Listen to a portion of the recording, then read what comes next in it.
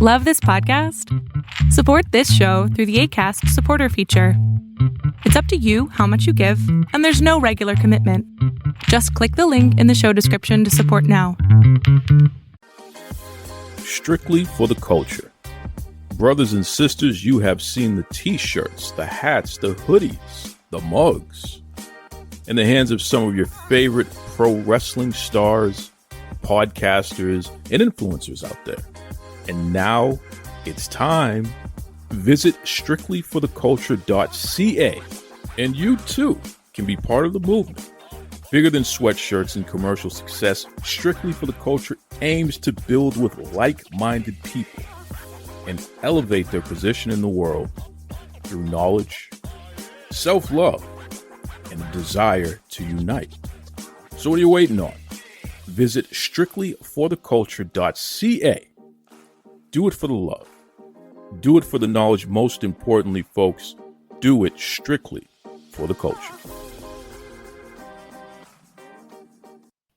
You're locked in. Look at what we have here, folks. To the only show that matters. The cream of the crop. Duke Loves Rasslin. And there is no one that does it better than your host. I have come here to chew bubblegum and kick ass. The Duke. And I'm all out of bubblegum.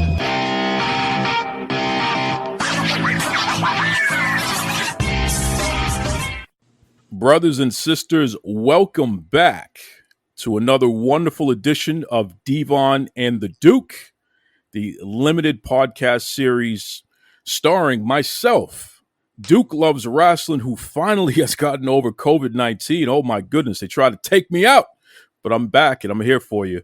And of course, one of the greatest of all time, the Hall of Famer himself, Mr. Devon Dudley. How you doing there, Devon?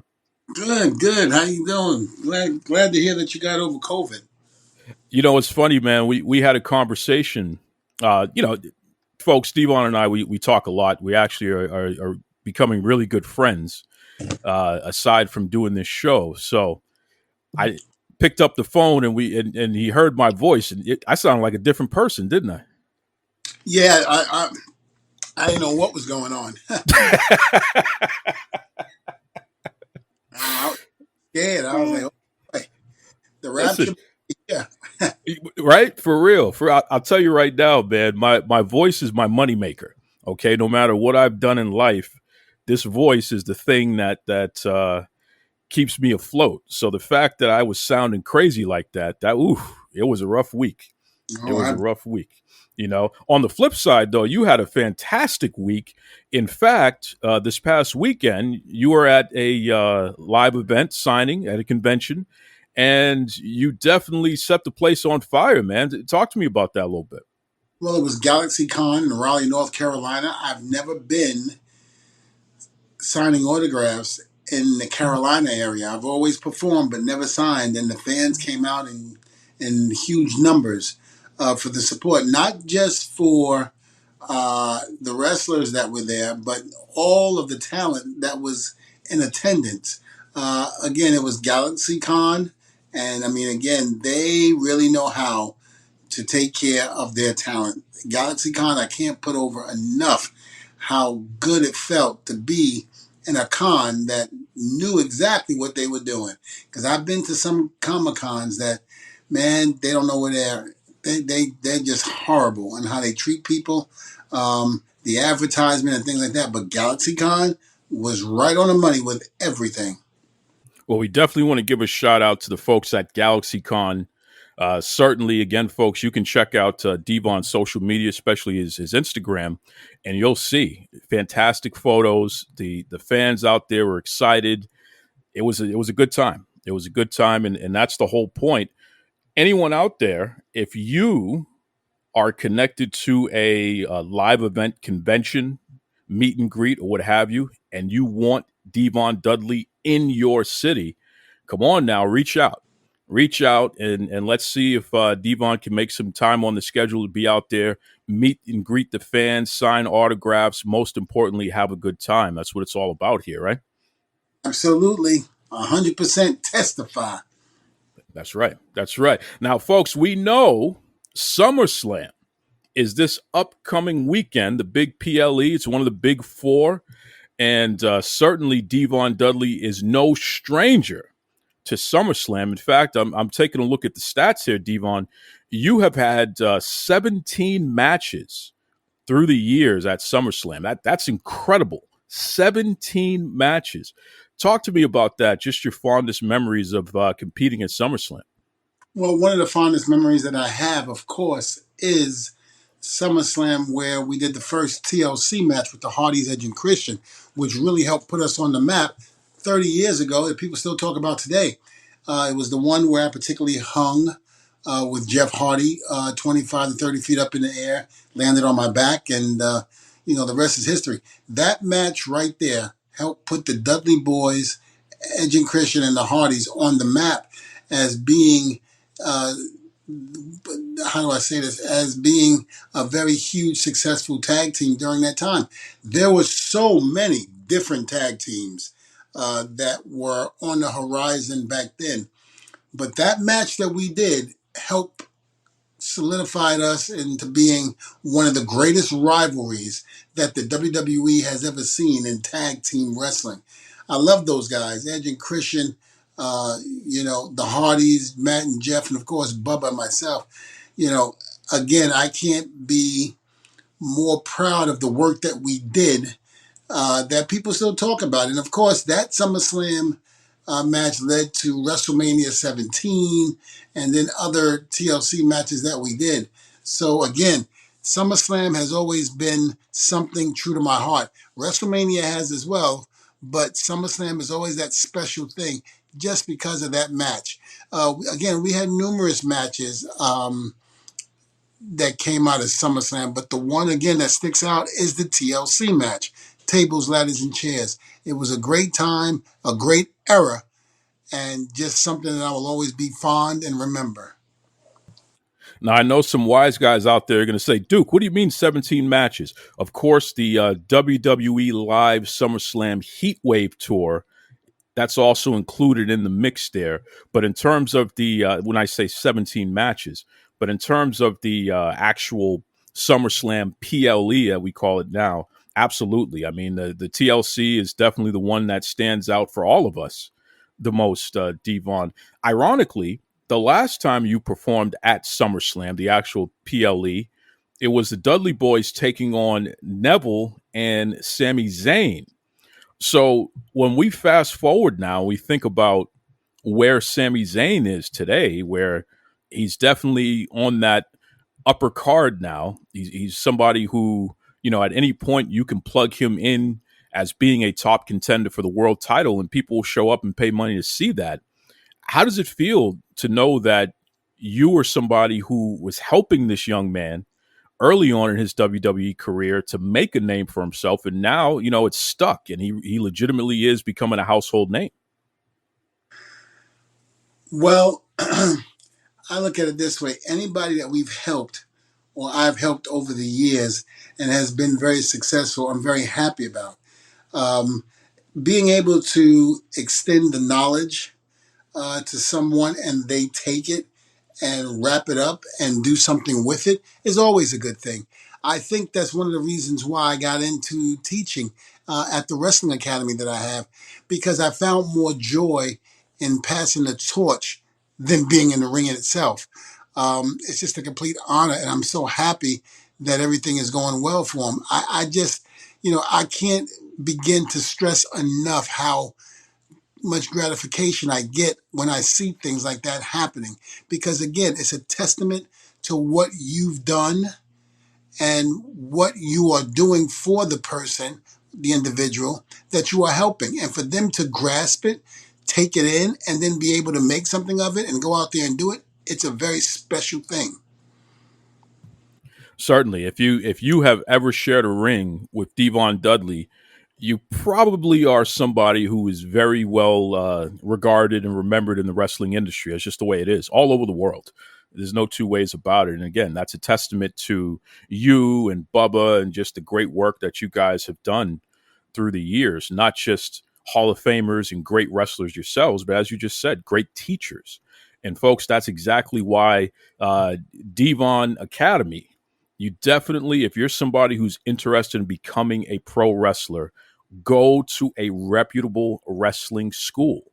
Learn from the best. Okay, we're talking about a Hall of Famer here who's won titles all over the world, all the different major promotions and what have you. The proof is in the pudding. And again, take a look at who this man has been in the ring with and where they've gone. Take a look at who this man has trained and where they are today. This is exactly why you got to check out the Devon Dudley Wrestling Academy. In fact, what's the website again there, Devon? It's www.devon, Devon, Dudley.com. Love it. Love it. Check it out, folks, down there in Florida for sure. I wonder, Devon, some chatter has been happening online regarding this SummerSlam. Right now, there are 7 matches that have been announced, and it looks like a great card. Top to bottom looks like a great card. Of course, they'll probably have some matches on the pre-show as well. But one of the most glaring issues here, and something that folks have started a movement about, is the fact that there isn't a single black wrestler currently on this SummerSlam card. And I mean, we're only a few days away from this card happening. It's happening this Saturday. What are your thoughts on that, Devon? I mean, in full disclosure, there's different races and nationalities being represented on the card, but unfortunately, there's nobody black on it. Any thoughts on that? Well, again, sometimes it's a hard decision. I don't think it's so much race that has to do with it. It could be just the luck of the draw, and it just could be a coincidence. I've never known Triple H to play the race card or even working with him. It's hard to say why something like that, is not happening the way it should. It just goes back. I mean, we have Montez Ford, we have Dawkins. They're a good tag team. Why they're not on it, I don't know. What about Bianca Belair? Is she on it or is she still injured? I believe she was injured, correct? Bianca and Jade, they've been a tag team recently. Yeah, they're both a little banged up, but they were just on a recent tour in Japan and they performed. Obviously, when you take 2 singles wrestlers and you make them a tag team, that could be a way, and correct me if I'm wrong, Devon, but that could be a way to help somebody who may be dealing with nagging injuries. Does that make sense? Absolutely. No question about that. And, injuries can take you out, I mean, as we all know. Sometimes it's good in a sense because the body needs a rest. Sometimes it's bad. But I don't know. I just feel, to me in my career, whenever there was an injury, I always felt, there's a reason for it. I had to look at it from a biblical standpoint. And what I mean by that is, sometimes God takes you out of something and brings you into something that's better for you. Maybe, an injury happening could be a good thing. I think people should look at it that way. I mean, sure, it hurts, it sucks, you don't want to go through it, but think about what happens when you come out of that. You could be better than ever and moving the way you should. So I think, from looking at it from that perspective, I've always tried to look at it from a biblical standpoint and say, God knows what he's doing. He ain't going to let it happen if he doesn't. So that's the way I kind of look at it from that perspective. Well said. Well said. I mean, listen, I think that when we look at the history of pro wrestling, there's no confusion about the fact that there has been a tremendous amount of racism and challenges through the years, including in WWE. But we got to tip our hat and we have to give credit where credit is due.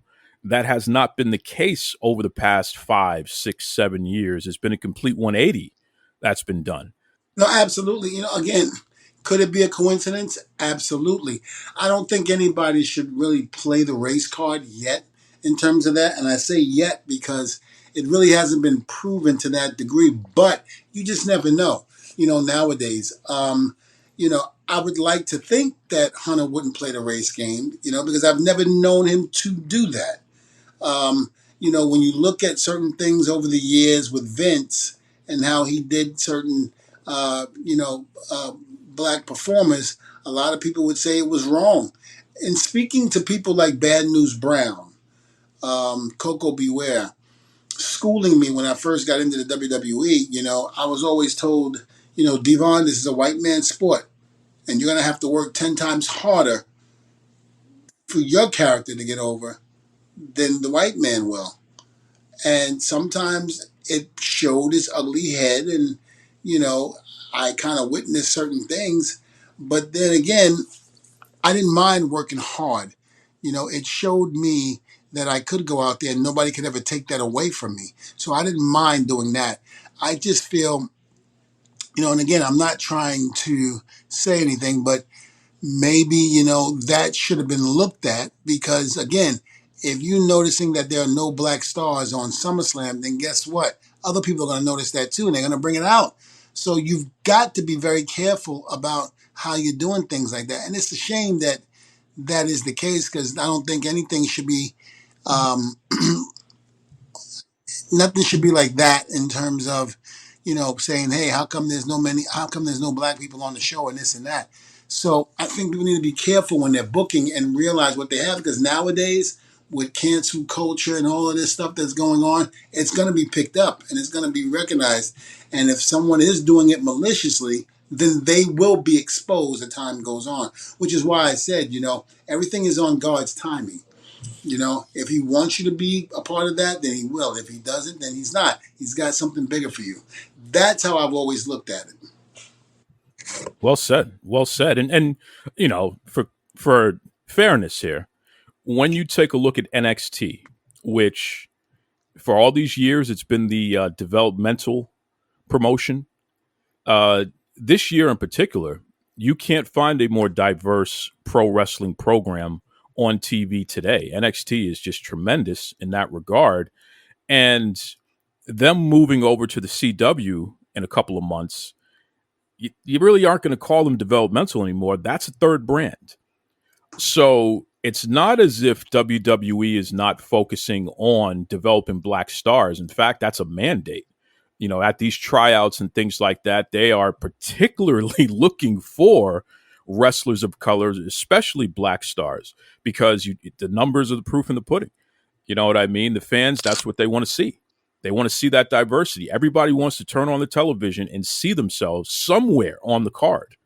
So with that said, I don't think this is going to be something that we see again. I think this was just a strange coincidence, given what WWE has been doing top to bottom overall. And by the way, it doesn't mean that there isn't diversity elsewhere as well.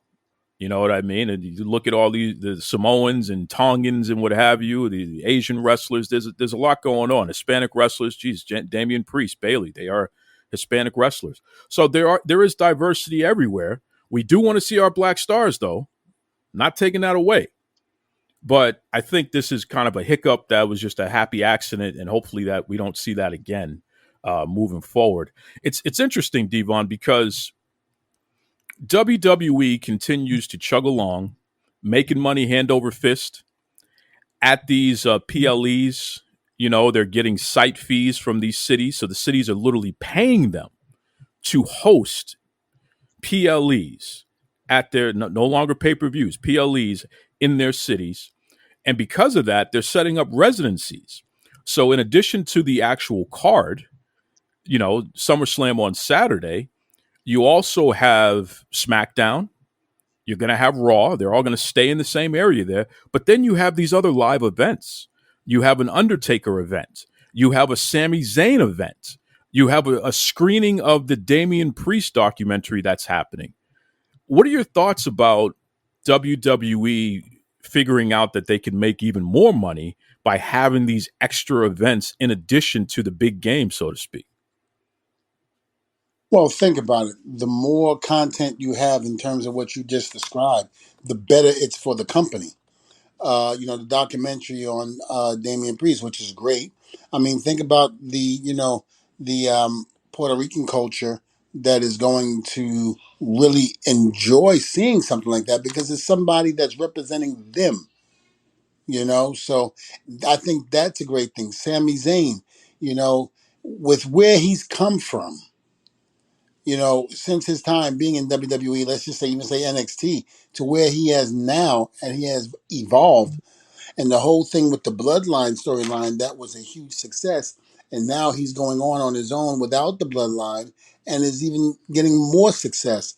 So to me, that's huge. So when you have, people like this that are actually having extra content on the show and being represented in a positive light, it's only good for the show for that to be. So I honestly think that it's a great thing. And the more the stuff that they can do like that, the better it is. You're kind of stepping outside the box. Remember when we were growing up, you really didn't have documentaries and things like that. You didn't know, like for instance, when I first saw Hulk Hogan, I always thought that he talked the way he talked. With the, it's what the brother, blah, blah, blah. I always thought that was him. And then one day I saw him on an interview and he was just as calm as can be. And that kind of shocked the hell out of me. I was like, what the hell? He's not screaming. He's not yelling. But that's showing the real side of Hogan. And I think you see a lot of that when you're seeing the documentaries of Damian Priest, and you're seeing whatever you're seeing with Sami Zayn, and all the stars that they're doing in between. I think it's great. It's one of those things, again, fans aren't used to seeing. We're only used to seeing what we're seeing on TV in terms of their characters during the shows. But to see them outside of that and to see them in a normal light, it's a great thing. Absolutely. Absolutely. I agree. And listen, we have these other promotions out there who they go into the same cities that the WWE are in, especially WrestleMania weekend, SummerSlam weekend, and they hold events because they turn it into a big convention because they're trying to make money since all these fans are going to be in town anyway. And it's interesting. And I've always wondered about that. WWE could make more money if they held more events during that time period because these other indie promotions and what have you are doing it. So, hey, you know what I mean? WWE drew those fans. So why not keep that money in house? And it seems like that's exactly what they're starting to do now from a business standpoint. They're figuring out, hey, let's give the fans more things to do since they're in town, because if we don't provide that service for them, somebody else will. And that's just money that you're losing as a result. So it's an interesting concept there. It's proof that pro wrestling is really, as a whole, and WWE's business as a whole, is as strong as it's ever been. And I want to ask you about something, and I want to preface this, folks. We're not going to go too far off the deep end politically here, but there is a perspective that I think Devon is perfect for providing here. Hulk Hogan was invited to speak at the Republican National Convention, and he was one of the people that was helping to introduce former president and the now Republican nominee, 2024 nominee for president, WWE Hall of Famer Donald Trump. Hogan was one of the people who were there to help introduce Trump. And Trump had tears in his eyes when he was listening to Hogan speak and what have you. Hulk was up there. He tore off his shirt. He did the whole Hulk Hogan shtick that we grew up watching and all that good stuff. What are your thoughts about, and this isn't the first time. It's not the first time that a pro wrestler has been at one of these conventions. Ric Flair has done it. The Rock has done it. It's happened through the years. What are your thoughts on not just politics, but just mainstream in general, finding these creative ways to use the star power of pro wrestlers in order to help further whatever it is that they're trying to do? Well, remember back in the day, Rock the Vote, which was headed by Linda McMahon and Stephanie. They've always used pro wrestling to do things like that. Also, remember, there was a relationship between Trump and Hogan before this, WrestleMania 4 and 5, when it was held at the Trump Plaza in Atlantic City, WrestleMania. So there's always been a relationship between those two. There's always been a relationship between pro wrestling and Trump. And right now, pro wrestling is hot. So why wouldn't you get, a wrestler to come in to represent the candidate? We call on everybody else to come in and help They call everybody else to come in and help out. Why wouldn't they call us? Wrestling right now is on a how do I say, wrestling is very hot right now. And I think either party, whether it be Republican or Democrat, can use the endorsement for pro wrestling. Because remember, we attract the young vote, which is why back in the day when Linda McMahon got involved in it and basically did the rock your vote thing, this is why, because the young people can make a difference. So if you can get enough young people that watch wrestling and turn them to get to the polls and start voting, it's a win-win for everybody. We're not just sitting home waiting for the results of the election and then being disappointed, when the one that we wanted didn't win. You got to go out there and vote. You got to go out there and do that. And if bringing in pro wrestlers is the way to get you to get off your couch and to go and vote, then so be it. So I think it's a good thing. But again, it's always been like that. Absolutely. And clearly it's effective. I mean, the TV ratings were through the roof. Trump raised a lot of money as a result of that. There was a lot of press because of Hogan. So the proof is in the pudding there. Who would you counter a Hulk Hogan with? If you were to put a different wrestler up to counter that, to somebody who's going to draw you ratings, is there anybody? Do you think there's anybody else who could deliver the way a Hulk Hogan could? I mean, The Rock is one. I think John Cena can do it. Even Roman Reigns. You want to put the head of the table there. I think Roman can do it. I think any of those three guys I just mentioned can be more than happy to go with. Again, almost I don't want to say. Yeah, I say toe to toe with Hogan. Well said, because these are current guys. These are more current guys, right? Exactly, and who were very popular. Again, The Rock, did it at one point, which was very. He influenced a lot of people to come out and vote back in the 90s, because he was on that campaign during that time. So the WWE did their job in terms of getting a lot of young people to get off their behinds and go and vote back in the 90s. And why not still use that platform today? And that's a lesson for all of you folks out there who have brands, no matter what it is, whether it's politics, whether it's soda, chips, skincare products, you name it. Pro wrestlers are hot. And just like Devon said, they draw a younger demographic for sure because folks grew up watching them or are actively still watching them. So it's not a bad idea if you want to push your product, no matter what it is, to reach out to a pro wrestler with some name identity. You might move some units. And certainly, last time I checked, Devon Dudley was open for business. Am I right about that, Devon? I don't know about going to a convention and speaking, but I can do it from social media from my house. Well, listen, even beyond that, if it's a flavored water company or, it might be a brand of cigars or something, what do we say? Are we going to get a Devon Dudley being the face of a brand? That might happen. That could happen. If anybody out there is listening, I would love to do that. So let's make it happen. Give us a call. There we go. You see that, folks? I'm telling you, we do business around here. That's right. Speaking of business, and our favorite friend here, this is the part of the show every single week where the hate listeners, they're tuning in for this part. And certainly, Devon and the Duke, we're going to give you what you're listening for. You hate listeners out there. Tony Khan, he's done it again. He's managed to find himself back in the news cycle. This time, ironically, Tony Khan stated that he would be interested in doing business with the WWE. So the same guy that called the WWE the Harvey Weinstein of pro wrestling, just a few months later is now saying that he'd do business with them. Is this guy out of his mind, Devon?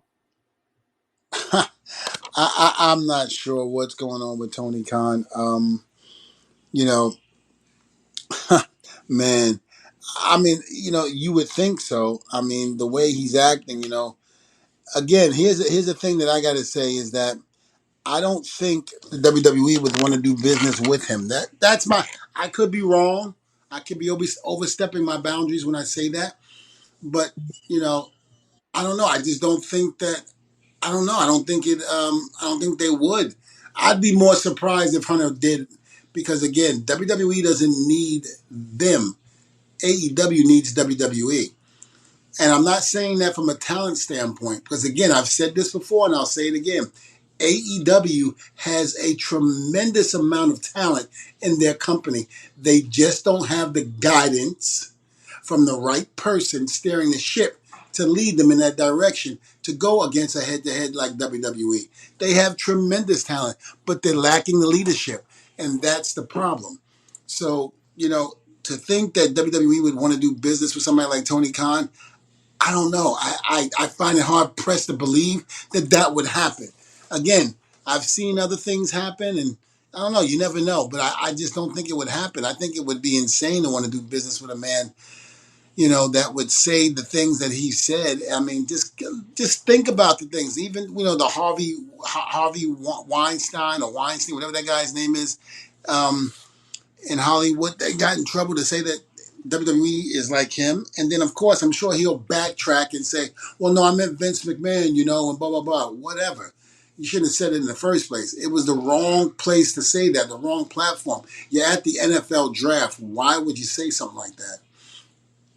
Secondly, to actually say that, Edge had the greatest run of all time in AEW, bigger than WWE. I'm trying to understand what Tony Khan is smoking, because he's only had 4 or 5 matches. So how can you even make that reference when he's done what he's done in WWE, which is probably why you wanted him to come to your company in the first place. So that, I don't know. That just, man, I don't know. I'm at a loss He's for all words. over the place. Yeah, he's all over. It's like my ex-wife. Listen, you're going to get us canceled, man. Stop that. Don't do that to me now. Oh, no. If you knew my second ex-wife, you'd understand why. But it is kind of crazy, though, when you think such big extremes, and Tony Khan is covering both bases there. It really makes you scratch your head. Ironically, when you look at the success that TNA is achieving right now, they just had a major sellout for their last pay-per-view. That's probably why. He sees what WWE is doing for TNA, the working relationship that they have. So you don't think Tony Khan's going to want to piggyback off of that? Absolutely. Tony Khan is not. Tony Khan, in my opinion, he's like Dixie Carter. He should be behind the scenes financially, taking care of business, and let those who know what they're doing with the wrestling minds, let them handle the storylines and all of that. Let them handle that part of the business. You just stick to the financials. Well, I don't even know if he can do that right. We know that Tony's good at spending money, but he hasn't proven that he knows how to actually make money in pro wrestling. I mean, it's strange. There was a story that was floated out there, and a lot of these dirt sheets picked up on it. They claim that there was a agreement in principle between WBD and AEW. So they had signed something stating that they were going to have a new contract for AEW. So all their shows, Dynamite, Rampage, Collision, what have you, they were going to give them a new contract. They just were still negotiating. But the agreement in principle, just makes it so both parties have to continue to negotiate. They're not going anywhere else. Tony Khan had to state that that wasn't true, and that although he's still negotiating, there is no agreement in place right now. But then he said something that was very strange. I want to get your thoughts on this, Devon. That doesn't surprise me. He said something strange. Exactly. That's his MO. Tony Khan said that one of the dirt sheet writers confided in him that somebody from WWE PR had floated this story, and it wasn't true, that AEW had an agreement in principle with WBD, and the idea is they're trying to mess with our negotiations, and the WWE PR, they need to stay out of our business. He started going on this crazy rant and this crazy conspiracy that WWE is trying to meddle in his negotiations. What are your I don't thoughts think on that?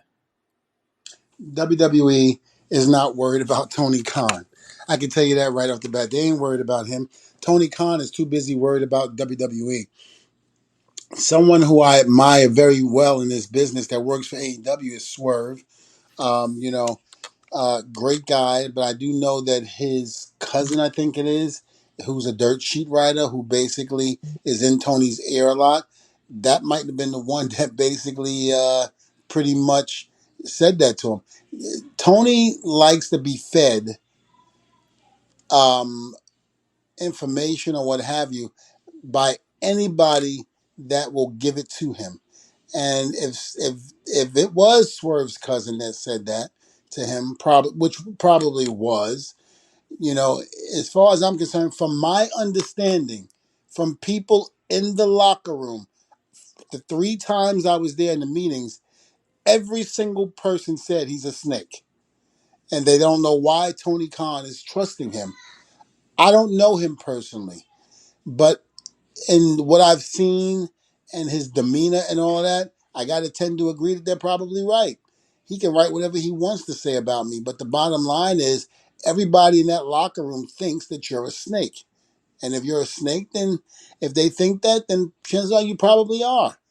Um, Again, this is getting a little bit off the topic, but these are the people that Tony Khan has in his ear.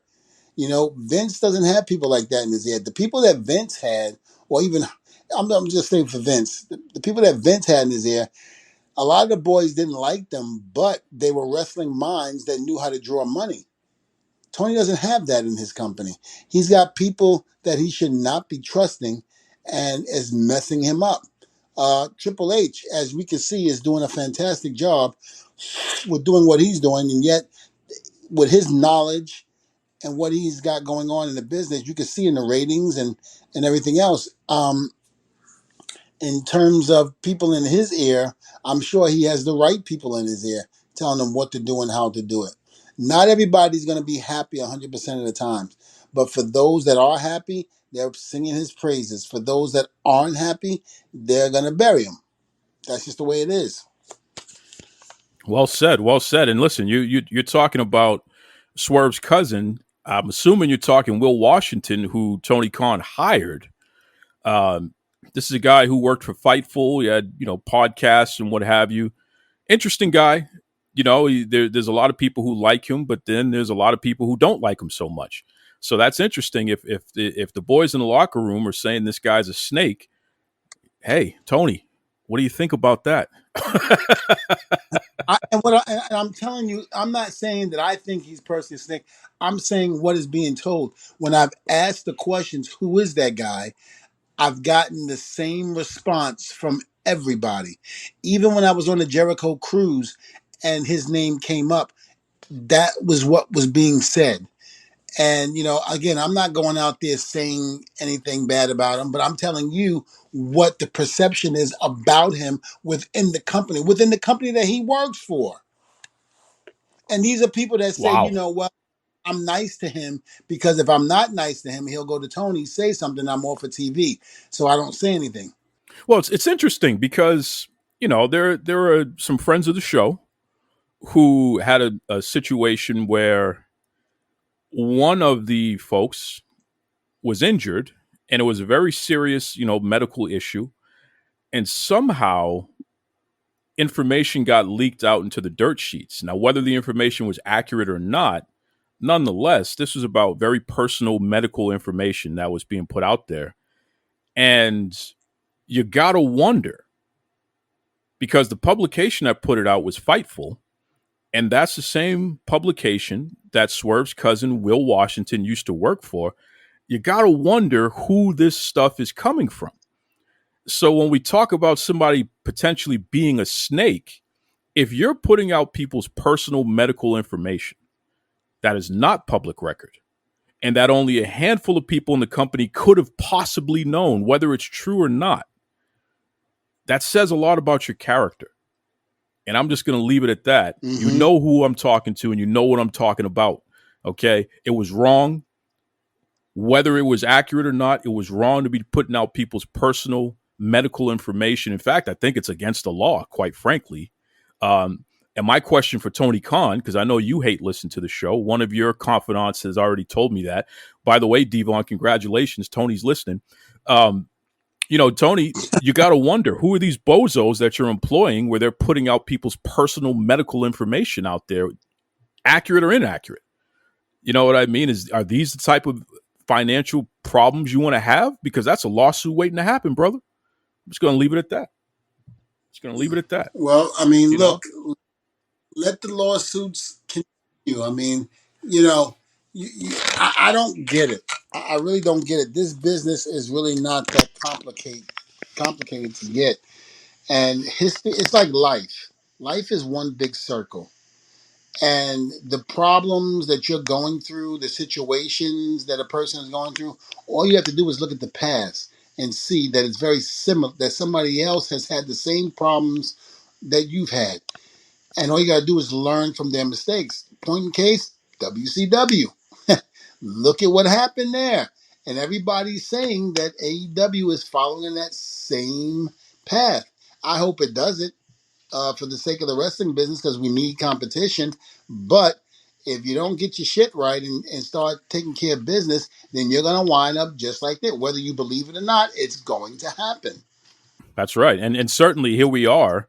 We're knocking on the door of August, and they still don't have a new television deal going into 2025, at least not in the United States. That is a big, big problem. I mean, you got all those people on staff, you got all those people under contract, and they may not have a job come January. I mean, Devon, as somebody who has worked show to show, appearance to appearance, talk to me about the anxiety of, in the modern day, working under those conditions when you're accustomed to being under contract, and as far as the company's going to be around. So the idea that in a couple of months that paycheck just may stop, what kind of feeling is that? Well, it's an uneasy feeling, especially when you have a family. If you have a family that you're taking care of, you don't want the paycheck to stop. That's like any job that goes on today. Once you hear that a job that you worked for 20, 30 years is going to close down and you're nowhere near financially stable or ready, it's nervous. You're nervous. You're scared. How are you going to feed your family? How do you feed yourself, It's crazy. It is crazy. And, you don't want to be caught on the outside of anything. So you want to try to protect yourself as much as possible. How many times have you heard, people working in plants and stuff like that, or what have you, where they've, heard about their businesses closing and they're scared. I mean, no one wants to hear that the place of employment where they make their money to feed their family is going to close down. They just don't want to. Well said. Well said. So my heart goes out to everybody in that company who's collecting a paycheck. I mean, look, you got to start asking yourself, what's plan B here? Because January is around the corner. You know what I mean? And this is a very real situation. Now, historically, and I don't know if you know this or not, Devon, but historically, Shad Khan has a reputation for bankrupting companies. It's what he does. And Black News Channel is a prime example. Here we have this Pakistani businessman who purchases a 24-hour Black news channel, and within a couple of months, he bankrupted them and didn't even pay everybody. So a lot of folks, if they did get paid, they got paid pennies on the dollar for work they had done. We're not even just talking regular contracts that some of those are guaranteed. We're talking work they had already done. They did not get all of their money. So, and that's the guy who really owns AEW, folks. So for all of you out there, especially all of you out there who are currently negotiating with that company, if your contract is not insured by the Khan Family Trust, Certain people like Jim Ross, they made sure they did that. If your contract is not insured by the Khan Family Trust, I don't know how much that contract is really worth, because if this company doesn't get TV, there's no way in hell Shad Khan is going to continue to allow this company to exist. They're just going to shut it down. And it's scary to say that, because we don't want our friends in the wrestling industry, especially over there, to lose their jobs, lose their way to support their families. But you got to start thinking about this. You got to start figuring out what you're going to do. In fact, that entire roster, they should band together on Wednesday before it goes on TV. They should band together and force Tony Khan to have a conversation and give them some concessions. What is going to happen if we don't have TV come January? What are you going to do? How will we know we're going to get paid? Because if this is going out, if this is going down the drain here, then we need to start making some moves. Nobody's ever really thinking that. So, it's one of those things where they're not putting that in perspective unless you hear about reports of the family, bankrupting businesses and then people not getting their money. That's when people start thinking, okay, wait a minute. If this company goes under, am I going to get paid still? That's something they got to put in perspective, when they're doing these contracts. If the company goes, because nobody ever thinks that a wrestling company is going to go under.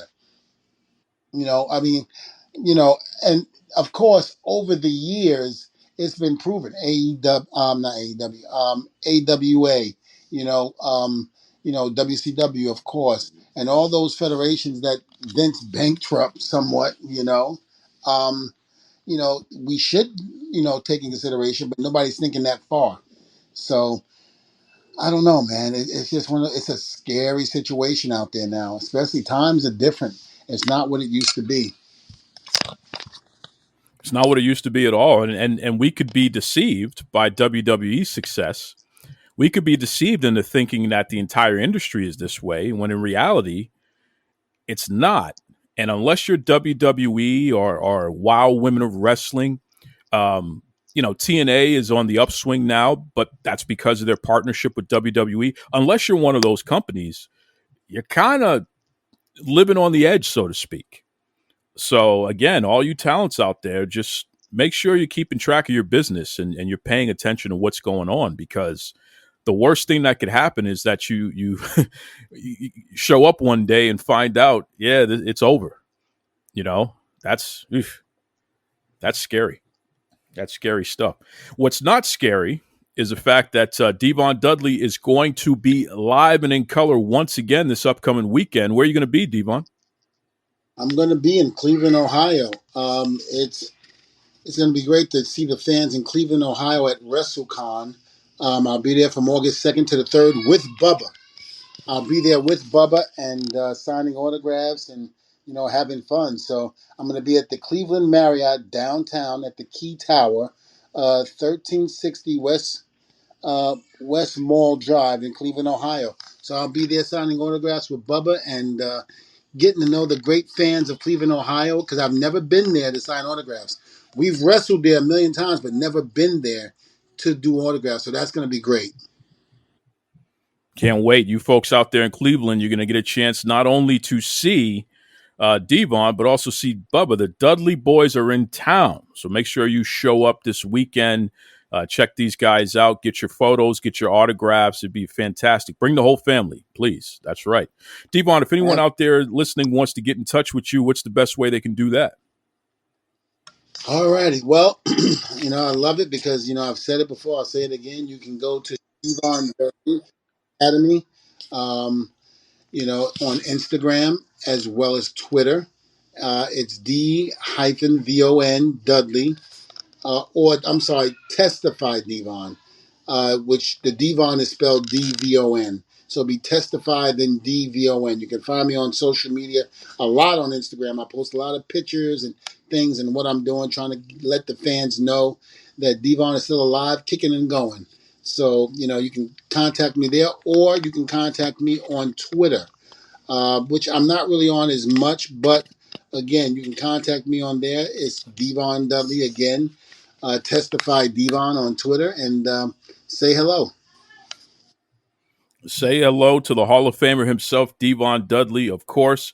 Folks, as always, we appreciate you. Duke Loves Rasslin on Facebook, on Twitter, dukelovesrasslin@gmail.com. Send in your questions, your birthday shout-outs, the whole 9 yards. We'll slide it in on this show here. And listen, we're not going to hold our tongue. That's the main idea. I know some of you AEW fans out there, you're a little upset because Devon is very direct and clear in his opinion on things, but you got to remember something. He's not speaking from a third-person standpoint. He has met Tony Khan. He has formed his own impression. He has people in that company who he has relationships with. Devon has been in the wrestling industry over 30 years. This is an expert. This is a Hall of Famer. So whether you like it or you don't like it, learn to love it, as Ric Flair would say, because it's the best thing going. It is what it is. I'm gonna say this. I'm not trying to bury AEW. You know, I'm not Jim Cornette. I love Jim Cornette, though. I love him to death. But I'm not trying to bury AEW or bury Tony Khan. The fact of the matter is there's too much crap that's going on that needs to be addressed. And if everybody's just going to yes him to death because of the money, then that's wrong. I'm only going by facts. Like, again, about, Swerve's cousin, I'm not going by what I'm thinking. I'm going by what people are telling me about him. I don't know the man personally and don't really care to know him personally. But I'm only going by what every single person that I have interacted with in that company when I was there at the meetings I was having with Tony, or when I was on the Jericho cruise with a lot of the AEW stars that were on there that was telling me about him. So again, I don't know him personally. I'm just going by what people say. That doesn't form my opinion on him because I don't really talk to him or speak to him. I have any words for him. As far as Tony Khan goes, I just think the nonsense needs to stop. Worry about your company as opposed to WWE, and maybe you'll get somewhere. Stop hiring these bozos that don't know nothing about pro wrestling. Hire wrestling minds that can show you how this works. And I'm not talking about me. I'm talking about other wrestling minds that can give you the knowledge that you need to get your company where it needs to be. Take it away, Tony Schiavone. This is Tony Schiavone, and we're desperately out of time on Duke Loves Rasslin.